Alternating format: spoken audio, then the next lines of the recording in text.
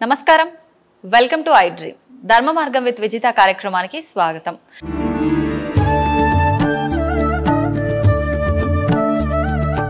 నమస్కారం అండి. నమస్తే అమ్మా. గురువు గారు, స్వామివారికి పచ్చకర్పూరంతో బొట్టు పెట్టడం అనేది చూస్తుంటాం నామం లాగా. అంటే అసలు నిజంగా ఈ బొట్టు పెట్టడం వెనకాల ఉద్దేశం ఏంటి? ప్రత్యేకించి పచ్చకర్పూరంతో బొట్టు అంటే నాకైతే వినటానికి కొంచెం కొత్తగానే ఉంది. నిజంగా స్వామివారికి ఈ బొట్టు పెట్టే విధానం అంతా కూడా ముందు నుంచే ఉందా, లేదంటే ఒక్కొక్కరు ఒక్కొక్క రకంగా అలంకరించుకుంటారు కదా స్వామివారిని, అందులో భాగంగా ఇది విధానం సాగుతుందా? దాని గురించి ఏం చెప్పొచ్చు అంటారు? అంటే రామానుజాచార్యులు వారు ప్రథమంగా అప్పటి నుంచి కూడా అంటే ఏదైతే స్వామివారికి కేవలం ఈ నుదుట ఏదైతే ఉంటుందో ఈ భాగం దగ్గర, తర్వాత చుబుకం దగ్గర కూడా అప్పట్లో ఏమైంది అంటే కనుక ఈయనే చూడండి, ఈయన భక్తుడు ఈయనకి కావాల్సిన సేవ చేద్దామని వెళ్తూ ఉంటే ఈయన భక్తుడు ఇబ్బందుల్లో ఉన్నారని ఈయన చిన్నపిల్లాడి వేషంలో వెళ్తే నేను సహాయం చేస్తాను అని చెప్పేసి అంటే కాదు అని చెప్పేసి ఆయన ఒక గుణపం విసరడంతో తగులుతుంది. అప్పుడు పచ్చకర్పూరం అప్పటి నుంచి కూడా ఆయనకు పెడితే చలవ చేస్తుంది అని. అదేవిధంగా స్వామివారి యొక్క ముఖానికి ఈ పచ్చకర్పూర నామం అలంకరణం చేయడం వల్ల ప్రపంచం అంతా సంతోషంగా ఉంటుంది. అంటే స్వామివారికి చలవ చేస్తుంది అంటే ప్రపంచం అంతా కూడా మంగళకరం జరుగుతుంది అని చెప్పేసి ప్రతీక అన్నమాట. ఆ విధంగా స్వామివారికి ఒక్కొక్క ఆలయంలో ఒక్కొక్క విధంగా ఆచరణ అనేది జరుగుతూ ఉంటుంది. అలాగే మన ఆలయంలో పౌర్ణమికి కూడా స్వామివారికి నవకలశ స్థాపన తిరుమంజన మహోత్సవం అని చెప్పి స్వామివారికి అభిషేక కార్యక్రమం అవుతుంది. అయిన తర్వాత అప్పుడు ఈ ఆరాధన పూర్తవుతుంది. ఇదే భాగంలో మన అలంకరణ భాగంలో ఈ యొక్క పచ్చకర్పూర నామాన్ని అనేది మనం స్వామివారికి అలంకారప్రాయంగా పెడతాం అన్నమాట. అంటే మంచి పచ్చకర్పూరాన్ని తీసుకుని దాన్ని శుభ్రంగా వాస్తవంగా పూర్వం అయితే ఇంకా ఒక పల్చటి వస్త్రంలో పెట్టి దాన్ని బాగా కొట్టేవారు. అంటే బాగా పొడి కింద తయారు చేసి ఆ తర్వాత దాంట్లో నీళ్ళు అవి కలిపి నెమ్మదిగా ఒక ముద్ద కింద చేసి గంగా జలాన్ని అలా తయారవుతుందా అండి ముద్దలాగా? అయ్యో తయారవుతుంది ఖచ్చితంగా. మేము పెడుతూనే ఉంటాం కదా. ఒక్కొక్కసారి స్వామివారి ఏదో ఒక మాల అలంకారం చేస్తుండగానే అంటే నా గుడి వరకు చెప్తున్నాను, మిగిలిన గురించి కాదు. పౌర్ణమికి పెడతా ఉంటాను కదా నేను. అప్పుడప్పుడు ఒక్కొక్కసారి టక్మని వదిలేస్తారు. ఏదో చిన్న ఇలా తగిలితే మాల దారం కానీ ఇది కానీ తగిలితే వదిలేస్తారు. అలాగా చెప్పలేం. అంటే కాబట్టి ఆయన ఏంటంటే ఖచ్చితంగా పెట్టించుకోవడం, ఈ యొక్క ముద్దలా చేసి ఆ గంగా జలాన్ని కలిపి నెమ్మదిగా స్వామివారికి అద్దుతూ ఆ యొక్క అలంకారం అనేది చేస్తాం. అదేంటంటే సమయం తీసుకుంటుంది. అంటే వెంటనే అవదు, 40 నిమిషాల నుంచి గంట దగ్గర పడుతుంది. అంటే ఓన్లీ ముద్దంతా తయారు చేసిన బొట్టు పెట్టడానిక మొత్తం ప్రాసెస్ అంతా కలిపి మొత్తం ఇంకా A to Z స్వామివారి నామం అంతా పూర్తిగా పెట్టడానికి గంట పట్టేస్తుంది. ముద్ద చేయడము, ఆ తర్వాత అంటే అందులో కొంచెం నీటి చుక్క కూడా ఉండదు. కొంచెం చాలా ఎంత నీరు కావాలో అంత జాగ్రత్తగా వేసుకుని జాగ్రత్తగా పెట్టుకుని షేప్ చేసుకుని చేసుకోవాలి. అదేవిధంగా ఏదో పూర్వం కూడా నేను ఇప్పటికీ యూట్యూబ్లో ఉంటుంది వెంకటేశ్వర స్వామి ఏడుస్తున్నారు అని చెప్పేసి. ఏంటంటే అలా పచ్చకర్పూరం నామం పెడితేనే ఆ యొక్క కర్పూరం అంతా మనం గట్టిగా నొక్కుతాం కదా, దానివల్ల ఎయిర్ టైట్ అయ్యి ఆ నీరు ఏదైతే కొంచెం నీరు బయటకు వచ్చేస్తుంది. ఆ నీరు వచ్చినప్పుడే స్వామివారు ఎడుతున్నారు అది ఇది అన్నారు. అదేం కాదు. పచ్చకర్పూర నామం అలంకారం చేసిన తర్వాత ఒక గంట నీరు కారుతుంది కొంచెం. ఆ నీరు కారిన తర్వాత అది అలాగా స్వామివారు గట్టిగా అలా ఉంచుకుంటారన్నమాట. అది ఎవరైనా సేవ చేయించుకుంటే, ఉదాహరణకి మీరున్నారనుకోండి, మా స్వామివారికి ఈ నెల పచ్చకర్పూరం సేవ నేను చేయించుకోవాలనుకుంటున్నానండి అన్నారనుకోండి, అది మీ గోత్రనామాల మీద మేము పెడతాం. ఇప్పుడు ఏదైనా సేవ చేస్తున్నాము అంటే నాకున్న ఏదో ఒక ఇబ్బంది తొలగడానికో, నేను ఏదైనా సంకల్పం చేసుకున్నది నెరవేరడానికో చేస్తాం కదండి.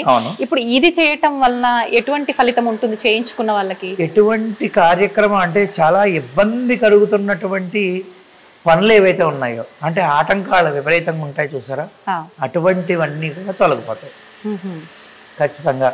అంతేకాకుండా కోర్టు కేసులు ఇటువంటివన్నీ కూడా అంటే ముందు మన ఇల్లు చల్లబడుతుందండి. ఇల్లు చల్లబడడం అంటే మనకి అధికమైన ఇబ్బంది కలిగిన పనులు ఏవైతే ఉన్నాయో అవన్నీ క్లియర్ అవ్వడానికి మార్గాన్ని స్వామివారు చూపిస్తారు.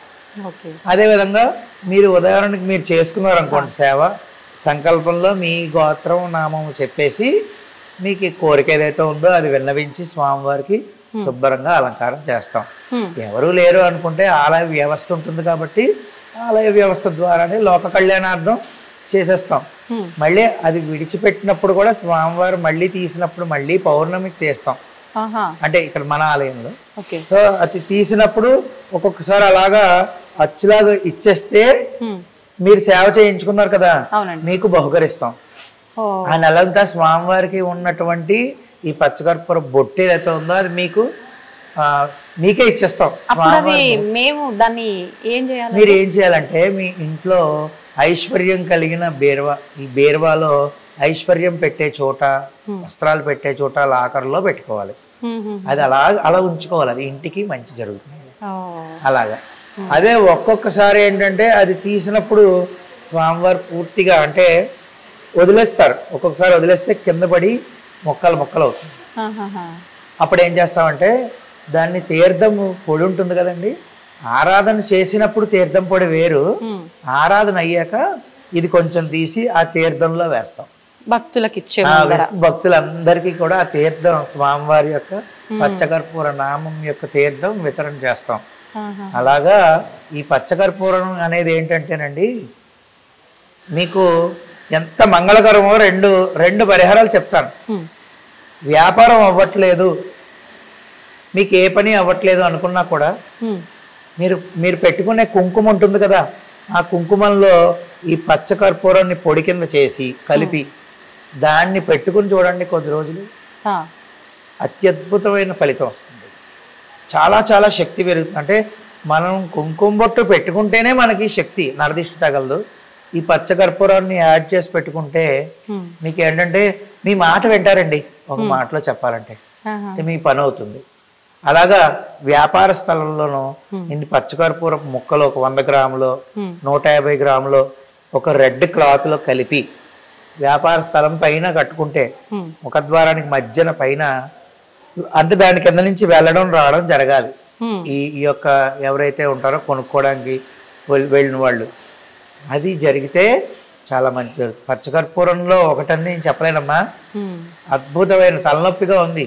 ఎంత మంచి కొబ్బరి నూనె ఉంటుంది కదా, దాంట్లో ఈ పచ్చకర్పూరం పొడేసి ఇలా రాసుకున్నంత మాత్రం చేత చల్లబడిపోయి మీరు ఆశ్చర్యపోతారు. ఎప్పుడైనా అస్సలు ఆశ్చర్యం చెందుతారు మీరు. నిమిషాల్లో తగ్గుతుంది, అంత శక్తివంతమైంది. ఆయుర్వేద మందుల్లో కూడా చాలా మందుల్లో వాడతారు. స్వామివారికి పచ్చకర్పూర నామం తీసినప్పుడు ఈ విధంగా వస్తుంది అనమాట. అంటే ముట్టుకోండి, తాకొచ్చండి. అయ్యో ఖచ్చితంగాను, ఎందుకు తాకూడదు? మీరే సేవ చేయించుకున్నారు ఈ నెల నాతో, నేను మీకు అది ఇవ్వాలి కదా బహుకరణ స్వామివారి తరపున. ఇప్పుడు ఇది ఇచ్చేసారుగా నాకు, తీసేసుకోండి. మీకన్నా అంత దూరం నుంచి వచ్చారు, హైదరాబాద్ నుంచి వచ్చారు, స్వామి అనుగ్రహం అంతే. అది నిజంగా ఇక్కడ స్వామివారి భాగాలన్నీ కూడా, శరీర భాగాలు అవన్నీ కళ్ళు నీట్ గా తెలుస్తున్నాయి. ఇది చూడడానికి అయితే నిజంగా అంటే నేను అనొచ్చో లేదో తెలియదు కానీ పచ్చకర్పూరంతో ఇలా చేశారు అంటే నమ్మలేకున్నామండి. మనకు స్టోన్ ఎలా అయితే నీట్ గా వస్తుందో అలా ఉంది చూడడానికి, చెక్కినట్టుగా. మనం పెట్టినప్పుడు మనం చూసినప్పుడు అదే విధంగా అనిపిస్తుంది మనకి. జాగ్రత్తగా పెట్టుకుంటే ఆయన ఎంత ప్రీతో కాబట్టే ఆయన ఉంచేసుకుంటారు అలా. ఇది ఉంచడానికి కొంతమంది అయితే ఏమైనా గమ్ పెడతారా, ఏమైనా పిండి ఏమైనా కలుపుతారా, అది మహా దోషభూయిష్టమైన కార్యక్రమాలు. అది అస్సలు ఎప్పుడు అటువంటివి చేయకూడదు. స్వామి దగ్గర అటువంటి వేషాలు వేస్తే ఆయన ఊరుకుంటాడా? కేవలం పచ్చ కర్పూరము గంగా జలమే. ఏ సంవత్సరం పుష్కరాలు అవుతుంటే ఆ సంవత్సరం పుష్కరాల నుంచి నీళ్లు వస్తాయి మనకి ఆలయం నుంచి. ఆయన రప్పించుకుంటాడు, మందేముంది కానీ ఆ నీళ్లు వాడుతూ ఉంటాం అలా జాగ్రత్తగా దాచి. ఎప్పటికప్పుడు గంగా జలం వస్తుంది, యమునా జలం వస్తుంది, అక్కడి నుంచి అవి కలిపి చేసి పెట్టు. ఈ విధంగా స్వామివారికి నెమ్మదిగా అద్దుతూ ఉంటే ఆయన ఎంతో ఓపికగా అలంకార ప్రియుడు. మనం చెయ్యాలే కానండి, ఆయన మనకన్నా ఓపికగా చేయించుకుంటారు. సేపు మళ్ళీ పక్కకు వచ్చి వెనక్కి వచ్చి ముందుగా భక్తులు చూసే దృక్కోణం నుంచి వచ్చి మళ్ళీ చూడాలి, 3-4 సార్లు చూడాలి తెలుసా మీకు. మళ్ళీ వచ్చి చూసి ఇటు తేడా ఉంది ఇటు తేడా ఉంది అనుకుంటూ పెట్టాలి. అదంతా ఆయన నడిపించే ఆటే. ఇంత తేడా చేసినా ఏదో సేవ అయిపోతుంది అది పెట్టేయాలి. నాకు జరిగిందండి. అంటే నేను ఒప్పుకోవడానికి ఏం మొహమాట పడను, ఇలా చేసేయాలి, అర్జెంటుగా పని ఉంది నాకు. ఒకసారి పని వల్ల తొందరగా పెట్టేయాలి వెళ్ళిపోవాలి, తొందరగా పెట్టేయాలి వెళ్ళిపోవాలి. పెట్టేశాను, అద్భుతంగా పెట్టించుకున్నారు. ఉదయం పెట్టాను, మళ్ళీ సాయంత్రం నేను ఆలయం తీసేటప్పటికి కింద పడిపోయాను. మరి ఆయనకి కోపం వచ్చేసింది. అప్పుడు నాకు అర్థమైంది. అంటే ప్రతి ఒక్కటి కూడా ఎంత ఏజ్ పెరిగినా కొన్ని ఉదాహరణలు జీవితాంతం స్వామి కంటికి కనుమన్నట్టు చూపిస్తారు. అప్పటి నుంచి ఇంకా పొరపాటు అయిపోయింది అని ప్రశాంతంగా స్వామి నేను 4 కబుర్లు చెప్పుకుంటూ పెట్టుకుంటాం. అలాగా ఎంతో జాగ్రత్తగా పెట్టుకుని నెమ్మదిగా షేప్ చేసుకోవాలి ఇలాగా పాదము ఇవన్నీ.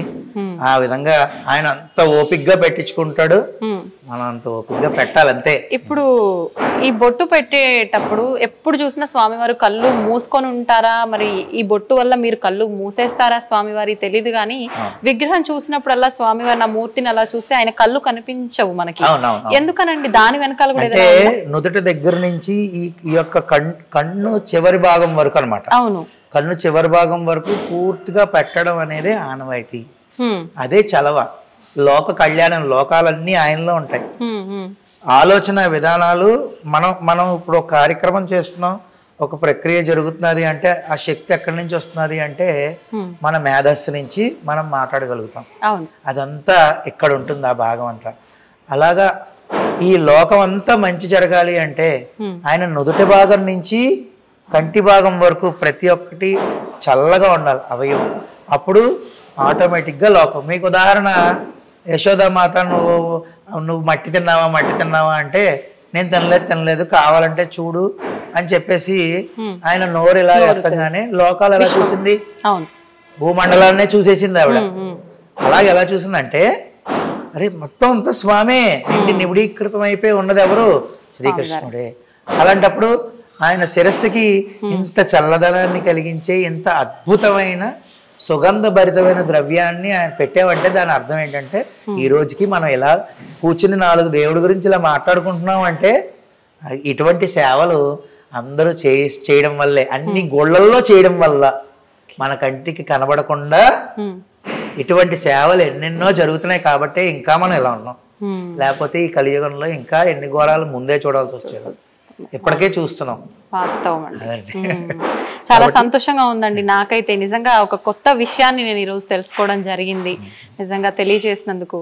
ఏముందమ్మా, ఇప్పుడు నేను ఇందాక అన్నట్టు మీరు సేవ చేసుకున్నారనుకోండి, మీరు పచ్చకర్పూరం తెచ్చిచ్చారు లేదా పచ్చకర్పూరం కొనేసి సేవ చేయండి అని డబ్బులు ఇచ్చారు, ఎలాగైనా సరే మీ పేరు మీద జరిగింది. మీకు నేను బహుకరణ చేస్తున్నాను ఖచ్చితంగా. ఇప్పుడు మీ పేరు మీద జరగకపోయినా మీరు అంత దూరం నుంచి స్వామివారి దర్శనం కోసం మీరందరూ వచ్చారు కాబట్టి నేనైతే మీకు వైభవ వెంకటేశ్వర పరిపూర్ణ అనుగ్రహ ప్రసాద సిద్ధిరస్తు మీకు బహుకరణ చేస్తున్నాను. సందర్భం వచ్చింది, అయిపోయింది. మనోవాంఛా ఫల సిద్ధిరస్తమ్మా. జాగ్రత్తగా అది విరగకుండా మళ్ళీ అమ్మో విరిగిపోయిందని భయపడకండి. ఏదైనా స్వామిదే, అంతే కదా. ఏమండి, స్వామివారి యొక్క శేషమాలు ఇచ్చాను, ఉదాహరణకి శేషమాలు ఇచ్చాను. ఆ శేషమాలు ఇస్తే చాలా బాగుంది. ఆ తర్వాత ఇంకొకరికి ఇంకొక శేషమాలు ఇచ్చాను, అది కొంచెం వడిలింది. అప్పుడు ఆయన ఏమన్నాడు తెలుసా? అంటే ఆయన భక్తి ఎటువంటిది రా. భక్తుల్లో తప్పొప్పులు 2 ఉంటాయి కదా. ఆయన ఏమన్నాడంటే అయ్యో కొంచెం పాడైపోయిందండి అని నేనే అన్నాను. అంటే ఆయన అన్నాడు, ఏమండి బంగారం నెక్లెస్లా చేసినా బంగారమే, బంగారం దాన్ని ఒక బిస్కెట్ లాగా ఉంచినా బంగారమే. అంతే. ఇది వడిలిపోయినా స్వామివారి మాలే, ఆయనకి మీరు మంచి చేసినా అది స్వామివారి మాలే. ఈ వడిలిపోయిందే నా దగ్గరికి వచ్చింది, అంతకన్నా సంతోషం నాకేముందండి అన్నాడు. నిజమే కదా మరి. అంత గొప్ప మనసు ఉండాలి అలా ఆలోచించే. అది నేను ఆ భక్తుడిని చూసి తెగ ముడిచిపోయాను. అలాగా అది విరిగిపోయినా ఏం దోషం లేదు, శుభ్రంగా ఇంట్లో భయపడ్డా. అంటే చెప్పలేం, ప్రయాణం చేస్తున్నప్పుడు ఏదేమైనా అవ్వచ్చు. మీరు అన్నది వాస్తవము. నేను మీకు దానికి సేఫ్టీగా ఉండే బాధ్యతగా ఇస్తానండి. వస్త్రంలో పెట్టిస్తాను, వస్త్రంలో పెట్టి జాగ్రత్త పెట్టుకున్నారుగా. థ్యాంక్ యూ అండి.